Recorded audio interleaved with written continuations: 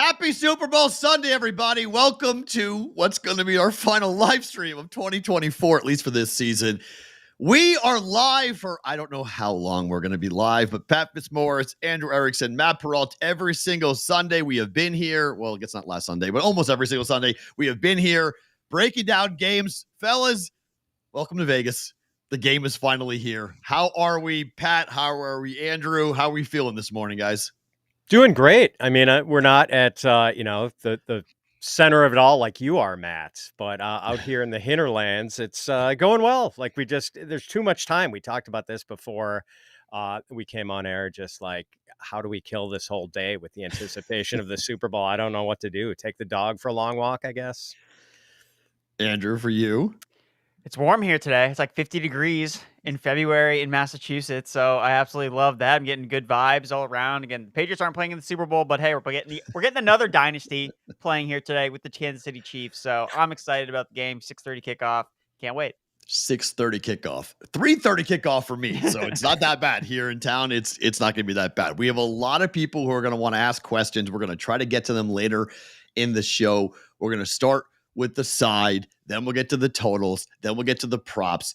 There's one thing I got to point out for folks who are going to be listening, watching, and being a part of this. Not every book that you have access to will have every prop. Some books get exotic. Some books are very basic.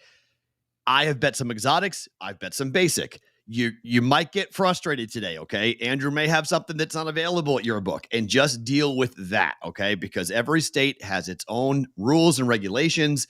In Nevada, like, we can't do the national anthem here. No one really does it. They have the coin flip, but they don't do Gatorade too much. A couple of books have kind of tried different ways of getting around the law, but just understand that we are in a new world of legalized sports betting, but individual states have different laws as to what you can and cannot bet on. So if we give you a play that's unavailable in your state, we're sorry.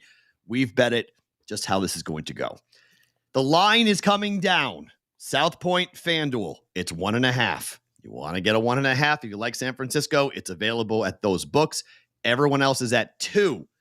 I'm on the Niners. Pat, where are you on the game? I'm on the Niners.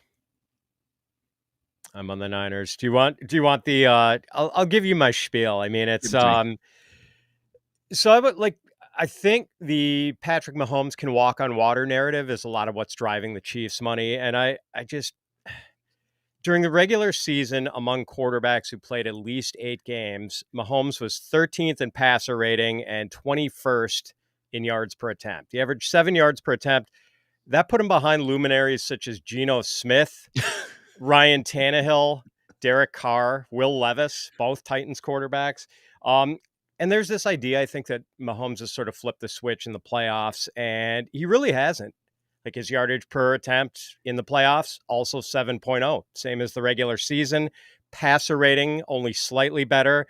Is Mahomes a great player? Of course he is. I mean, I think in terms of pure passing, he goes on the NFL's Mount Rushmore along with Brady and Marino and whoever else, Aaron Rodgers. But throughout the season, he's been hampered by this terrible collection of wide receivers other than Rashee Rice, who's really just a short area catch and run guy. Hasn't gotten the best protection from his tackles.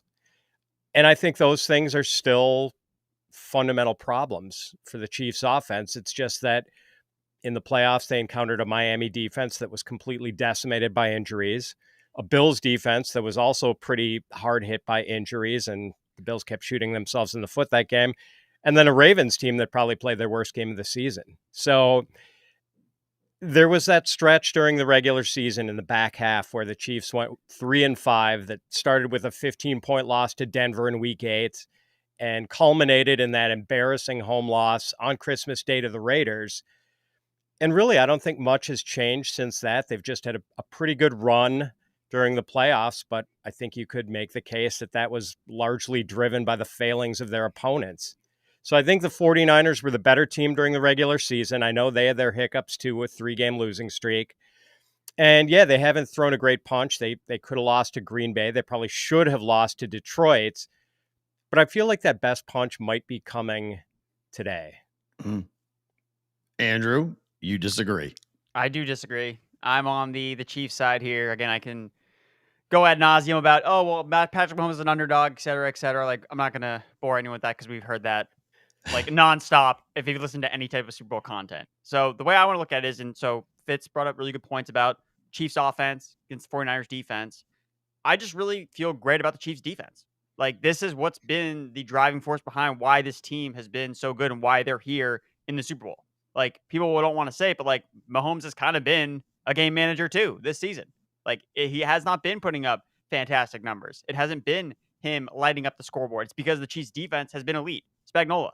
Like, the guy should be a head coach consideration, but he's not because he's just so comfortable being the DC for the Chiefs. And we've seen this story before. Shuts down some of the best offenses we've ever seen in the NFL playoffs. So for me, it's less about, okay, maybe Mahomes does struggle here, but they don't need to score a ton of points, in my opinion, because of how good the Chiefs defense, I think, is going to be against Brock Purdy, who we've seen. They fall behind two of the worst defenses in the playoffs the last two games we saw them play against the Packers and the Lions. They were able to come back because those defenses are horrible in the second half. What happens if the Chiefs are up in the first half in this game? Are they going to come back? The 49ers? I don't think so. So for me, just how good Andy Reid is with extra time to prepare, how Kyle Shanahan tends to just play tighter in these games. I just, for me, it's like, why bet against Mahomes and Andy Reid when they've shown us so much throughout their history? This is the spot where they deliver. They're underdogs again. And it's like, they were underdogs last year in the Super Bowl too. And it was the same rhetoric. It's like, oh, well, the Eagles have a better overall team. That's the selling point of the 49ers. They have the better overall team. Their season-long stats are better. But entering this particular game, I think the Chiefs are playing better overall as a team. And all things being considered, if it's Mahomes versus Brock Purdy, I'm going to take Mahomes. So for me, that's why I like the Chiefs. Not even necessarily driving the point with Mahomes, but if he's a tiebreaker, I like that. I just like the Chiefs defense a lot more. I think they can present bigger issues for the 49ers offense than the 49ers defense can present for the Chiefs offense. So I'll give you both sides to this, a couple of stories. First, I did 6 shows down on the Strip all week. 5 shows from Media Row, 1 show from a property here in town called Resorts World. The 5 shows I probably did somewhere in the area of 50 interviews. 48 of the 50 took the Chiefs. Like, it was like unanimous. When I did my show from Resorts World, I talked to nothing but bookmakers and pro gamblers. Everyone's on the 49ers. We had 1 person on the Chiefs. This is one of the biggest pros versus Joes Super Bowls ever. There are big bets on both sides. But in terms of like the, quote, respected money, it's all in the Niners. Well, why? I think you're right, Andrew. If the Chiefs are leading at halftime, the game's over. So I think if you're going to bet the Chiefs, I think you should bet the Chiefs in the first half as well. They are an incredible second half team, but their offense scored 0 points in the AFC Championship game and won. That is very fortuitous. The Niners defense is predicated on playing with a lead. They only rush 4. You can run on them a lot because they only rush 4 because they play essentially to their strength, which is go ahead. We're going to run with our first round picks, get after the quarterback, and you're going to throw, and we trust our back end to make enough plays. The team with the lead, and you can bet this, the team that scores first wins the game. I don't mind that play at all. I think that that's a way of approaching this as well, because I do think both defenses are going to really thrive when it comes to playing with the lead. The Mahomes versus Purdy thing is done, okay? They're not playing each other. Now, Purdy could do what he did against the Ravens, which was throwing 4 picks and just threw up all over himself and the game was over. Yes, that can happen.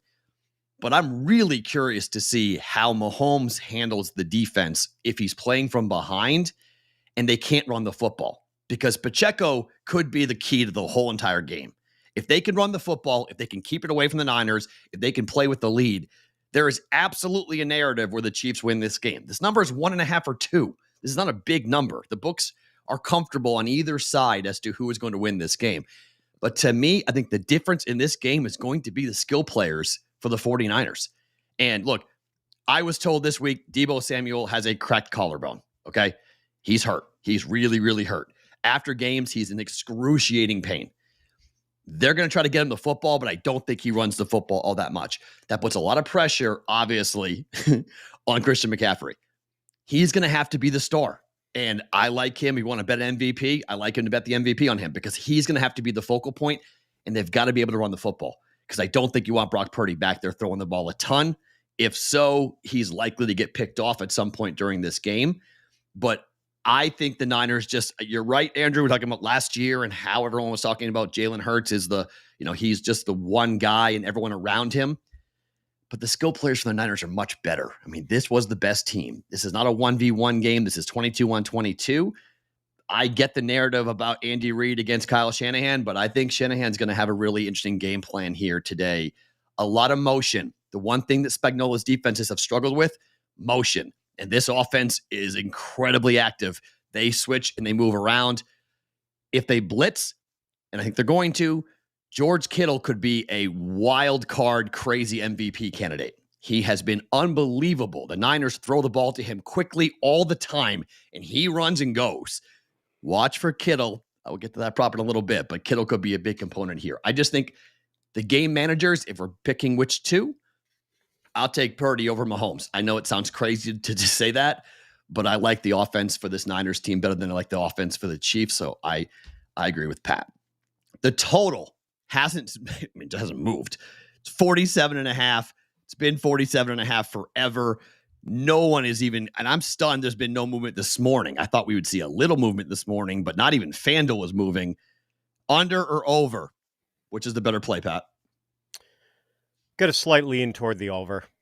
And it's just, you talked about the blitzing, Matt, and obviously the Chiefs are going to blitz. They are one of the blitz heaviest teams in the league. They blitz on basically a third of opponents' dropbacks. But Purdy has been the most effective quarterback against the blitz in the NFL this season. He has an expected points added per play, EPA, of 0.42 against the blitz, the highest of any quarterback in the NFL. And he's kind of unique in that his average depth of target goes up when he's blitzed. Like, he'll take shots downfield. You mentioned Kittle. His most frequent target this year when being blitzed, and I think, Kittle and Deebo have missed some time with injury, but it's been Brandon Aiyuk, and pretty far downfield. So, which is part of why I've got a 7-1 bet on Brandon Aiyuk to have a 50-yard catch or longer today. Kind of one of the few weird bets I've put down. So if Purdy handles the blitz that well, and I think both of these teams are going to be able to run on each other. You mentioned the running game and how the 49ers have given up 108 yards to Aaron Jones, 138 combined yards to David Montgomery and Jahmyr Gibbs, plus that long touchdown run by Jamison Williams. The Chiefs are 27th in DVOA against the run. So I think both teams are going to be able to run the ball successfully. I think both teams will have some success throwing the ball. So I slight lean towards the over here, a little higher than I would have liked to have seen it. I kind of thought it was going to open at 46 something, but yeah, that's just very slightly, and don't feel all that strongly about it. And you must be on the under, right? Yeah, I think that if you like the Chiefs like I do, I think that a Chiefs win is going to be accompanied by the under in the game. Because you just look at the way the Chiefs play in the games that they win, it's in games that are less high scoring. And when you look at what they've done, look, the last 4 or 5 games that they've lost, they've given up 21 points on defense, at least 21 points. So again, we talked about this on some of the earlier shows with Fitz and I, where he likes the 49ers, and therefore you should like the over, I think, more. Because if the 49ers win this game, it's because their offense scores a lot of points, and the Chiefs just can't keep up. That's how I think it would play out. Whereas I'm on the other side, which is like, I like the Chiefs, therefore I like the under in the game. I mean, these teams are entering this game averaging closer to 43.5 points per game. So the fact the number's at 47.5, again, I just think it's a good value on the under overall. So if I wasn't picking sides, I would bet the under, and especially if you want to get a fatter payout, you're looking at, okay, I think if the Chiefs win, then I think the under is probably the play to parlay it with in like a same game parlay or something like along those lines. So I like the under. And then, but if you're on the 49ers side, I agree with Fitz. It's like, you should bet the over on the 49ers if you'd like them to win. Yeah, it's funny because I like the 49ers, but I've teased the Chiefs up and I pulled the total down to 41 and I went over. And I think it's a race to 20, but I think there's a chance that both teams do get into the 20s. And I think there's a chance that we get, and I have a 100-1 and a 90-1 option I'll give you guys here in a second that comes into play with that, because I do think we're seeing between 40 to 45 points in this game. I think 47.5 is too high. I think the Niners can win a low-scoring game. Turnovers are going to have a major say in this game. Obviously, if we see a bunch of turnovers in the first half, yes, I think the game could go over, but the second half total, if your book allows it, it's 23.5. It's 19-2 on the year. It's like one of those games where I don't know how you bet against 19-2. That I'm a trend better. So that's like as big of a trend you will ever see. Maybe in the Super Bowl, everything changes and throw the trends out the window because of the game and how it is. But man, if you can bet it, I think under 23.5 or wait till halftime and see how many points get scored in the first half and then bet the under. There is a bet you can make about which half is the higher scoring half, the first half or the second half. I think generally speaking, the first half is going to be higher scoring than the second half, but the Niners get off to such a slow start. The reason why I didn't bet it is because the Niners offense has been really stuck in neutral until the second half. So if that happens again, then we're going to see potentially a lot of points in the second half. The total in the first half, I think, is 19.5. I think for the first half total, and the second half is 23.5. So give you an idea of as to where we are numbers wise, there's a lot more people thinking that we're going to see points in the second half, at least the books do. Just generally speaking, 2-minute warning and how they work with timeouts, teams tend to score more in the second half. But under 23.5, either one of you guys on the second half under? I'm scared just because because it's like if everyone's on it, and just I'm already on the Chiefs anyway as my play to follow the public. So that's enough for me of public exposure as opposed to following the trend that you point out. It's oh, this is so easy. It should be that simple, but it's the number itself has to be factored in, how often these unders are hitting for the second half. So it's I don't see the value in it nearly as much as I think on the total game, where we see teams sometimes come out tight in the Super Bowl. I know a lot of it's been Patriots stuff, but I just don't envision either team really entering this game being we need to score 30 points to win this game. Right. I don't really see either team game planning for that situation. I think they're hey, let's feel things out. Where can we expose the mismatches in the second half of the game where we can get a play here or there? I think this game is going to be slower. Again, that's why I like the under overall in the game. So for me, I think I'd rather just bet the full game under. Sinful states it's crazy. It's juiced to the under 47.5, even though most cappers are leaning to the over. I think it's because people are expecting mistakes. I think what most people are handicapping, and it's hard to handicap turnovers, but it's the Super Bowl. And given Brock Purdy and what he has done at certain times, I think some handicappers are saying, look, if we get a bad Brock Purdy game, the likelihood the game's going to go over because of turnovers. I don't know if special teams, like kick return, punt return, touchdown type stuff, I don't know if that's going to happen, but I do think there's opportunities there for turnovers for both defenses to be opportunistic, scoring drives, and then the number gets pushed up. I mean, remember, key numbers 43, 44, 50, 51, 52. Okay, so it's right in the middle. It's 47.5. So I think the books have been waiting for the pro money to dictate the total. And the pros are the number's perfect. Don't even touch it. Don't even come near. It's 1 or 2 points either way. It's going to be 46, 47, 48, 49, somewhere in that range, and they're not going to touch it. So I think that's why most people have a lean to the over, but aren't firing on it because they're concerned that, look, it may not go. If it goes like Andrew's talking about, if that Chief defense is the best unit on the field, we're going under.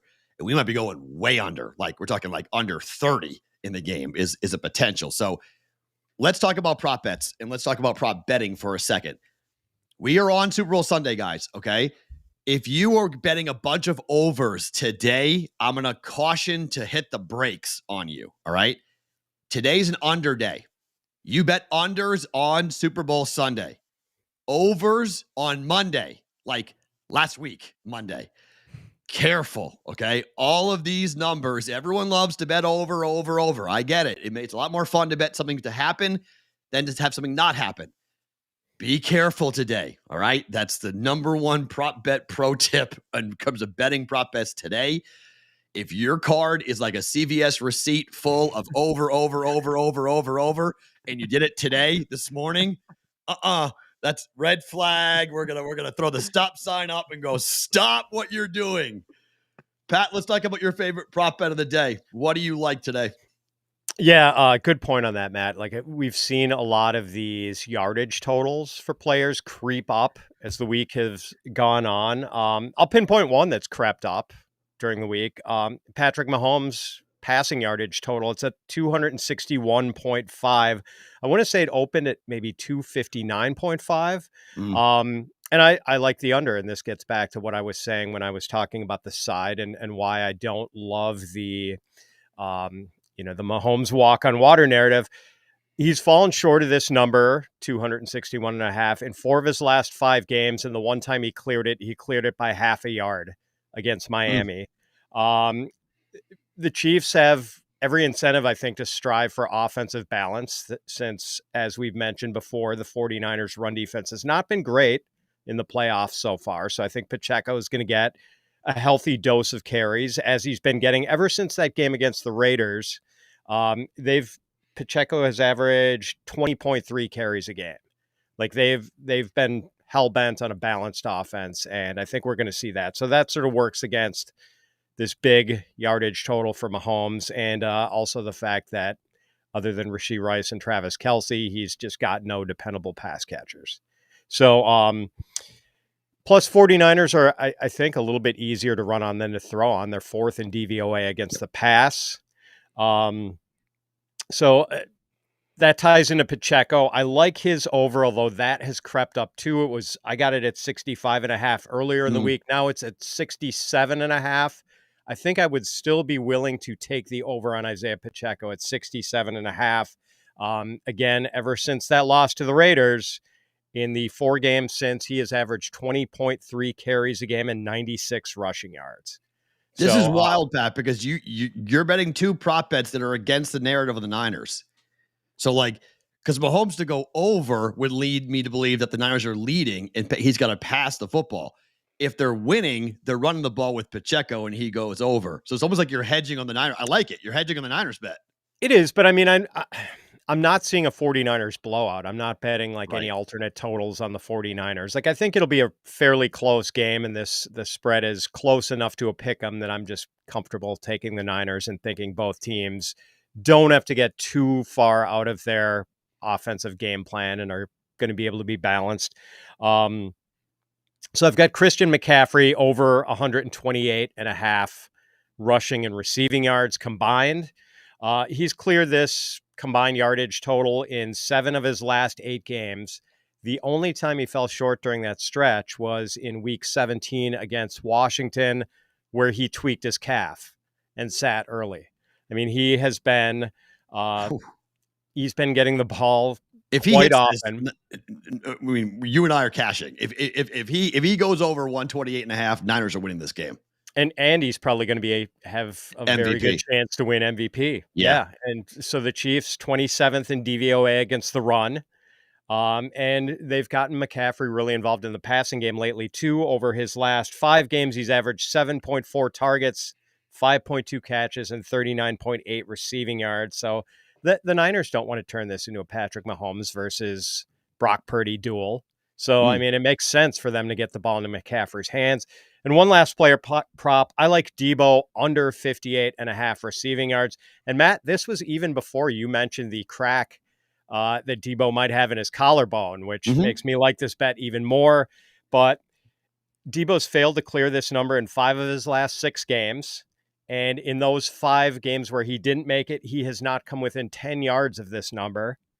And Kansas City allowed the 4th fewest receiving yards to opposing wide receivers during the regular season. Their top 3 cornerbacks, L'Jarius Sneed, Trent McDuffie, Joshua Williams, a really terrific group. So, I've got Deebo not getting to 58.5. All right, Andrew, where are you going today? What do you like?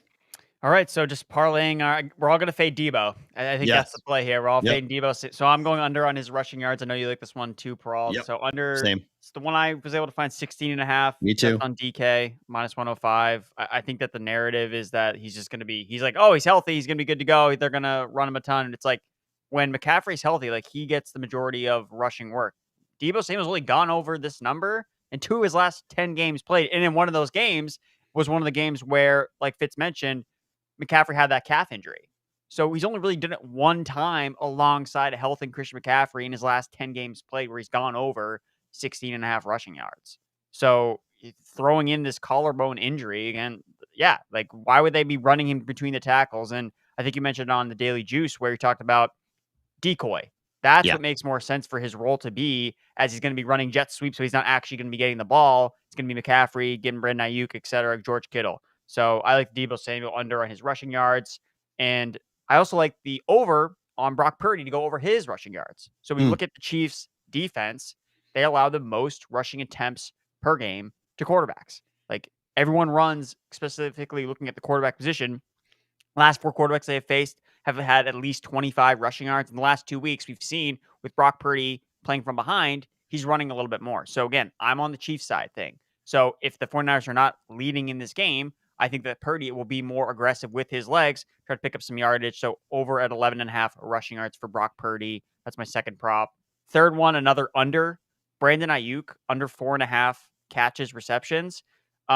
He's gone under this in 3 straight games. Like he has 3 catches in 3 straight games. And you look at Aiyuk, what is he? He is the traditional downfield threat for the 49ers. Like they're not necessarily generating a ton of like bubble screens for him. That's McCaffrey, Kittle, and Deebo. Like that's how they get more involved, where Aiyuk is used more downfield. So Aiyuk is always a candidate that can beat you with yardage, which is why I'm staying away from his yardage props.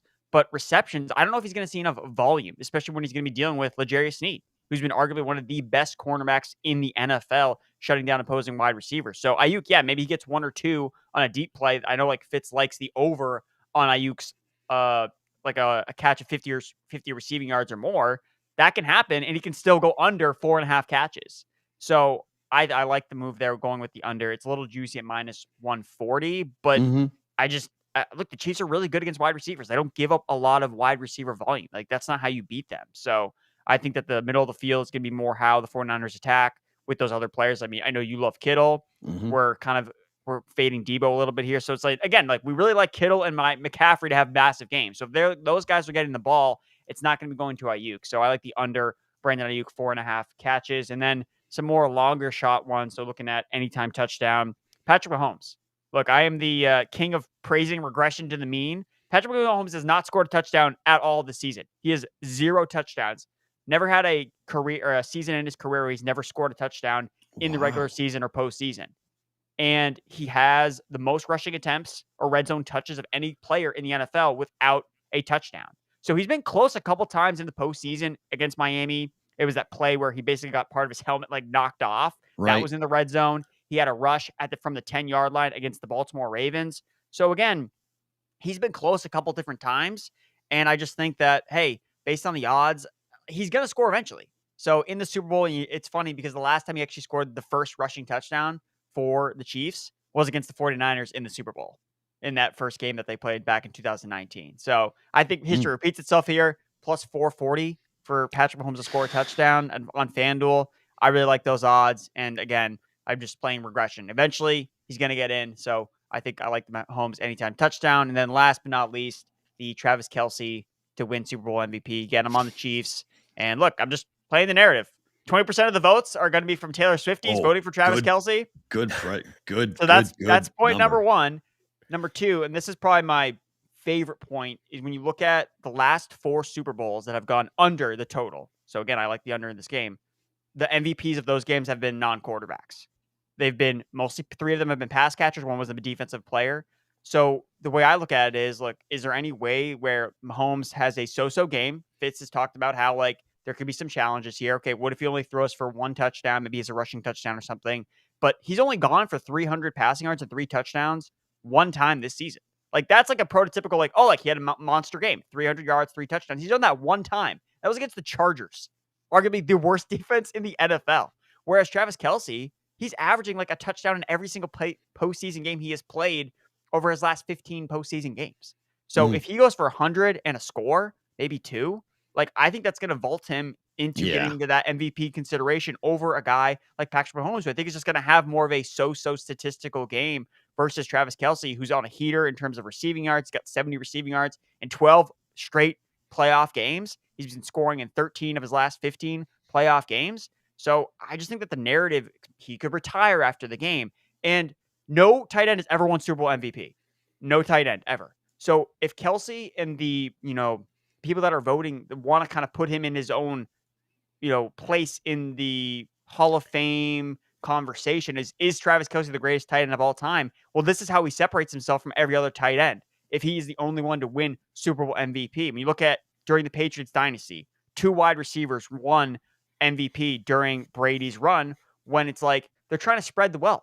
They're trying to spread the love. It's like Mahomes already has 2 Super Bowl MVPs. Does he really need a third one? How can we get more guys involved in this Chiefs dynasty? And I think Travis Kelce getting that Super Bowl MVP is a perfect way to kind of put his spot in how he was such an integral part of this Chiefs dynasty alongside Patrick Mahomes. So for me, at plus, you get that the best odds I could find. It's plus good. 1,400. It's way better than Vegas, by the way. That's way better than Vegas. 14-1, 14-1. Most Vegas books are at 9-1 or 10-1. So that's a really nice price at 14-1. I think it's almost, regardless of who you think wins the game, I think what you just said, Andrew, is really true. I think you almost have to bet this just because the possibility, and at 14-1, the return is worth the risk, because if the Chiefs win, like, I do buy narratives in Super Bowls. I do think everyone's going to be talking about Travis, and I think the media may buy into it. If he has a game, if he has anywhere near 100 yards receiving in this game,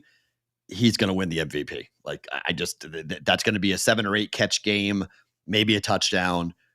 Yes, I think even me being on the Niners, I think I will be adding to, I want to get the best price, but I probably will just sprinkle on this for MVP. Okay, so for mine, I make the same bet every single year. It's a little boring, but it's the shortest touchdown under 1.5 yards in this game. It's juicy. It was minus 150 when I got it, but I take it every single year because any flag in the end zone, the ball goes on the 1 yard line, touchdown, you cash it. So it's cashed, I believe, 8 of the last 10 Super Bowls. This has come in and cashed. It's just one of those bets where I don't even care who's playing. It's just we see flags in the end zone because the referees are more inclined to throw flags in the end zone because the yardage is not that bad. So if you're on the 4 yard line, 6 yard line, whatever it is, ball goes to the 1. It's not that big of a penalty. So the referees tend to call holding and tend to call pass interference in the end zone a lot. And I think we'll see a lot of grabbing and holding here in the secondary, given the receivers we've got, in particular the red zone weapons that both these teams have. So it's juicy, minus 150, but shortest touchdown being under 1.5 yards. Second bet, kind of in the similar type of way, I'm going to go with the longest field goal, going over 47.5 yards here in this game. And the reason I like this kick is because I watched the Raiders all year long in this building, and the ball flies. People don't realize that, look, it's desert air. We are above sea level, even though there is obviously on the ground. It's closer to sea. Like, well, I live 4,000 feet above sea level. I live 4,000 feet above the strip. It's just, I'm up in the mountains in Vegas. People don't realize how many mountains we have here, but there's a lot of mountains. But the ball flies. And I think you're going to see both kickers giving a chance, maybe in the first half, maybe at the end of the first half, to go after a 50, 55-yard field goal here. And I think they'll probably wind up hitting it. So this bet at 47.5, I'm surprised it's not. I thought it'd be closer to 50, but I'm pretty confident that we're going to see both kickers have a chance to kind of kick one deep here and knock it in. That I got a minus 125, so it's not that bad. We're both on, all of us are on the Deebo Samuel stuff, under rushing yards on Deebo Samuel. We've already kind of covered that, but I'm on George Kittle over 49.5 receiving yards. I just think when you see what we've all talked about with the blitz heavy nature of this team, when they're blitzing Kittle over the middle, they're finding this. I'm going to give the Philly Godfather the shout out for this because he's the one during the week that tipped me off on this and said, look at the numbers on the blitz happy offense. When Purdy is getting blitzed, he's looking over the middle, like Andrew talked about. That's George Kittle, over 49.5 yard receiving yards. I also like George Kittle for an anytime touchdown here. I know he only has 6, but the last game, he was such a non-factor in the NFC Championship game. I just can't see that for 2 games in a row where George Kittle is not going to be a very big weapon in the red zone and a very big weapon in this game for the Niners. And I think they're going to use a lot of blocking schemes. When they can run the ball, that's when George Kittle is most effective because he can block for a second and then leak out. Same thing in the red zone. Same thing happens. So I'm going to take a bit of a flyer at plus 185. FanDuel's got that at plus 185 for George Kittle, anytime touchdown. And then a couple of, one exotic one, the ball to be downed on a punt inside the 5 yard line. Now, here's my thought on this. I went to media night, okay? When I went to media night, I walked by the field. The field's been outside in the rain for 4 days. Now, they cover it, but it was the weakest cover I've ever seen in my life. The wind was picking it up. There was water pouring all into it. It's a soft field anyway. Just watching Raider games, the way this is, they slide the field out. It's grass, guys. It's not turf. It's indoors, but this is a grass field.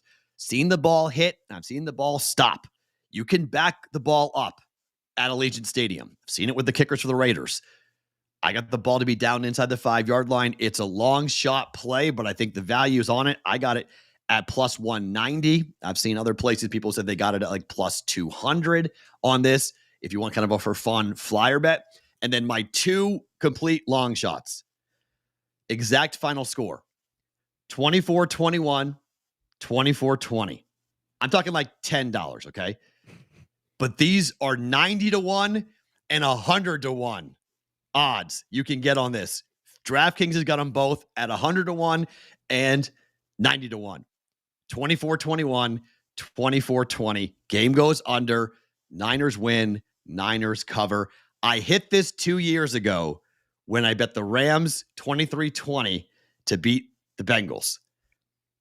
I'm going with that. If you want to, do not go heavy on that, guys. That is a complete and total coin flip long shot. Like, that's just to have something for fun. Do you guys, how have you approached this game similarly or differently than other years for you guys, Pat? I tend to bet it more than I would any other game. You know, like I'm choosier during the regular season, of course, because we've got big 13, 14, 16 game slates. So yeah, I mean, just out of boredom and looking at this one game and hyper analyzing it, I tend to dig in a little deeper. And so yeah, like for instance, I don't like betting anytime touchdowns, and I know a lot of people do. That's kind of a popular bet, but I made an anytime touchdown bet in this game, and it was Kittle. So I feel good that you're on that one too, Matt. Nice. So you know, I just didn't really like any of the other. That's the thing with anytime touchdown bets. I feel like you do not get great prices on those. But I like the price on Kittle. Andrew, for you, similarly different? Well, this is the first year I've been able to really actually like bet on the Super Bowl, being that I've lived in Massachusetts, in a state that has not legalized gambling till this past year. So I've been firing all cylinders basically, because it's like, this is my first kind of crack at it. So Right. I've probably bet too many props and too many bets, but I'm just trying to have some fun, to be totally honest. So again, a lot of low wager amounts, especially some of these more long shot bets. But again, like when I look at the screen, when I see a play happen, I'll be like, how did that affect my bet? Like that's Exactly. kind of what I want from this. Like every single play is like, oh my God, like that's good. Or, oh no, that's bad. Like I want to have action on every single play. So I'm having fun with it. I agree. That's how the way I approach it is I want to have action that can cash in 4 quarters. Like I don't like betting first halves or first quarters because I want to watch something. And every time there's a punt, I'm going to be glued in. And I'm going to be, okay, here we go. And then every time there's, that's the reason enough to just make that bet. So that when everyone's like, oh, it's the punter's like, oh baby, the punch is coming out. Let's go. Here we go. And then and also I think the Niners are going to look to pin the Chiefs deep. So I think you could see them punting like on their own, 45-yard line. I think you're going to see some shorter field, try to keep Mahomes pinned. And so I was like, okay, let's just go with that. So, I've seen people like the punt into the end zone for a touchback. That's, I think it's plus 120 on that. So you can go with that. I just like having bets where all throughout the entire game, there's something to watch going on. I'm glad no one's on the Taylor Swift stuff. Thank you for no one betting that. I appreciate you guys all not doing that, because I was going to go, oh my gosh. We have a couple of questions before we get out of here. How do you guys feel about Kelce over 6.5 receptions? I like it. I mean, I like all the Kelce over. I mean, I bet him MVP, so I think that he's going to soar over most of these receptions, receiving yards. Probably. I get like the matchup for him isn't like ideal. I know like a lot of people have highlighted, the 49ers and their linebackers, but I mean, like, have we ever been like afraid of a matchup for Travis Kelce ever? Like, I mean, this is coming from my fantasy background. It's like, I don't think I've ever downgraded Kelce in any way, shape, or form because of the matchup, because the way that he does stuff off script with Mahomes, again, 2 weeks off, like ever since that he had that injury, but then ever since they took that time off in week 18, like there's a reason he's playing better. It's probably because he's like much healthier. That, this time off has helped the guy. He's 34 years old. Like, he's an older tight end. Like, he needs time off. to get his body ready. So yeah, I think that they're just going to pepper Kelce with targets. I mean, that's Mahomes' guy. So even if it's in a losing effort, I think that Kelce is going to eat It's going to regardless. be, it's such, because last week or 2 weeks ago against the Ravens, you had Kyle Hamilton, who was an all-pro safety, and they decided to say, okay, we're going to go one-on-one.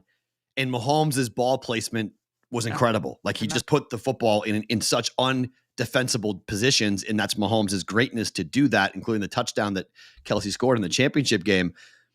My only wonder is, do the Niners not make that same mistake, Pat? And do they say, look, we got Fred Warner, we got our linebackers, but we're going to give safety help. We're not letting Kelce beat us. Yeah, that's my concern. I haven't bet any of the Kelce overs, and I know Fred Warner is one of the better cover linebackers in the league. But again, you just made the point, Matt, that like I was laying off the Kelce over. Frozen. Did we lose Pat? Oh, no. Are you Oh, going? no. Did Pat freeze? Next question. He was agreeing with me. Pat was agreeing. I want to hear what Pat had to say about that. We'll see if Pat can sink back in. But I think what he was saying is that we saw the game plan was one-on-one, and Kelce destroyed them on a one-on-one basis. So I don't, Andrew, anticipate the same mistake.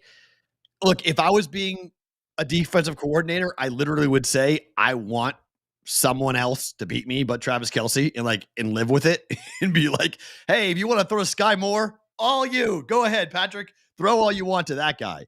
Could you see it not happen where he does have a bad game?